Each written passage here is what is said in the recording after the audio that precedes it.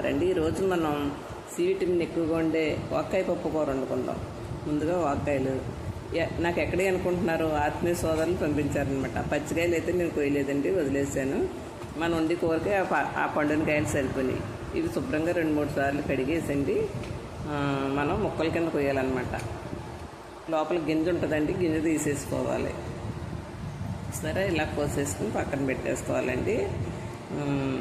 ఈ వాక్కాయల్లో విటమిన్లు ఎక్కువ ఉంటుందంటండి. సి విటమిన్ మనకి ఆరోగ్యానికి కూడా చాలా మంచిదంట. ఈ పచ్చిమిరపకాయలు ఇవి కూడా కోసేద్దామండి. ఇప్పుడు ఒక కప్పుడు పప్పు తీసుకున్నానండి, కందిపప్పు. ఈ పప్పులోనే మనం ఇంకొక పప్పు వేసామనుకోండి, అది ఏం పప్పు అనుకుంటున్నారు? శనగపప్పు వేయాలండి, 1-2 స్పూన్లు.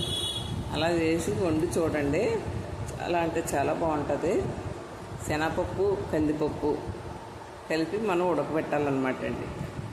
చూసారా, ఎంతో కదండి, 1-2 స్పూన్లు వేసాను. చూసారు కదా, ఈ పప్పులు 2 శుభ్రంగా కడిగేసుకోవాలండి. కడిగేసి 2-3 సార్లు కడిగేసిన తర్వాత మనం కుక్కర్ విజిల్ పెట్టి పెద్ద మంట మీద ఉడికించాలన్నమాట అండి. చూసారా, 2-3 సార్లు అన్నా కడగాలండి.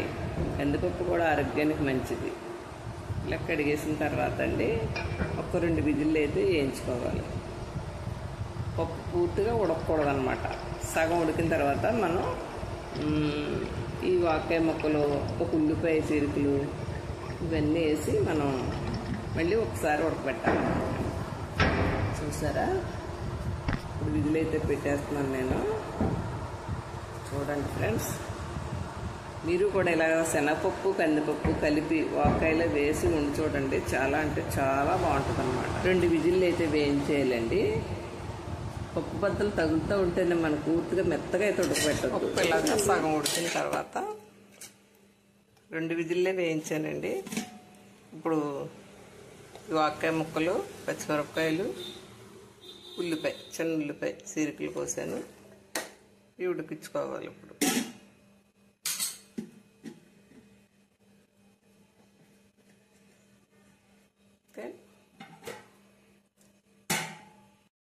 కొద్దిగా నీళ్ళు, కొద్దిగా పసుపు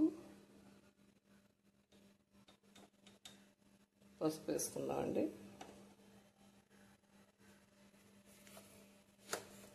పచ్చిమిరపకాయలు వేసాం కదా, 1 స్పూన్ కారం, కొంచెం. సరే, కారం ఎక్కువ పడుతుందండి, పుల్లగా ఉంటుంది కదా. ఇప్పుడు సాల్ట్ కూడా వేసుకుందాము. ఉప్పు,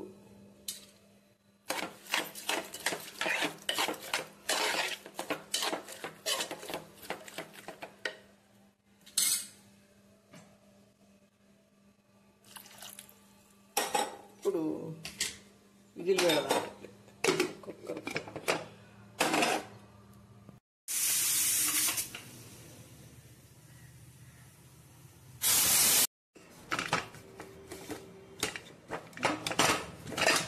మూత తీసి చూద్దామండి, చక్కగా ఉడికింది కదా.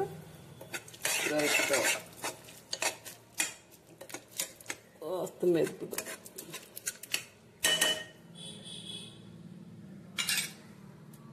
కన్నా దీంతో మెత్తుతాం.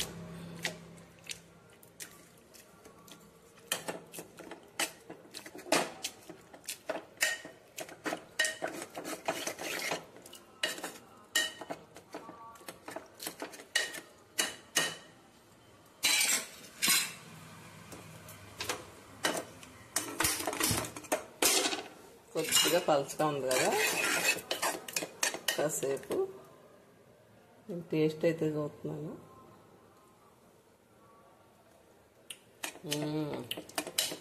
చాలా బాగుందండి.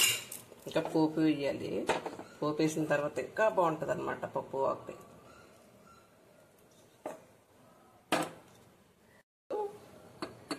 పోపు పెట్టేద్దామండి. పప్పు ఉడికింది కదా.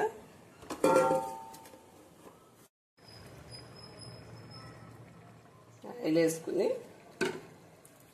కొంచెం హీట్ ఎక్కిన తర్వాత, ఆయిల్ హీట్ ఎక్కిందండి,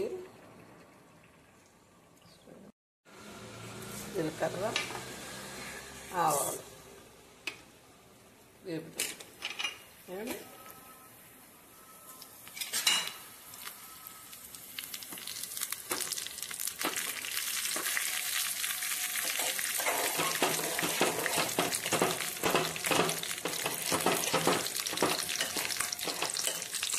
అయితే ఉంటుంది కదండి.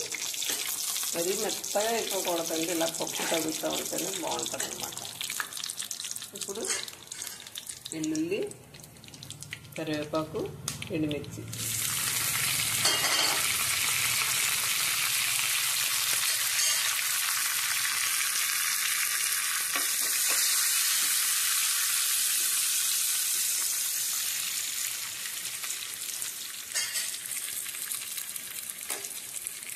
కొద్దిగా ఇంగు వేద్దాం.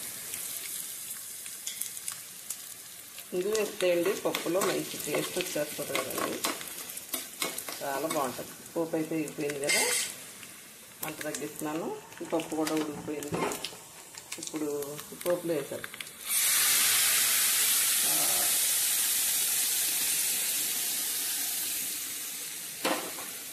ఆహా, ఎంత బాగుందో చూసారా. వాకాయ గుమ్మగుమ్మలాడే పప్పు వాకాయ కూర రెడీ అయిపోయిందండి. పప్పు వాకాయ కూర ఎంత బాగుందో, ఇది తింటలేదు కానీ గుమ్మగుమ్మలాడుతుందండి. నేను ఆవకాయ ముక్క కూడా వేసుకున్నాను.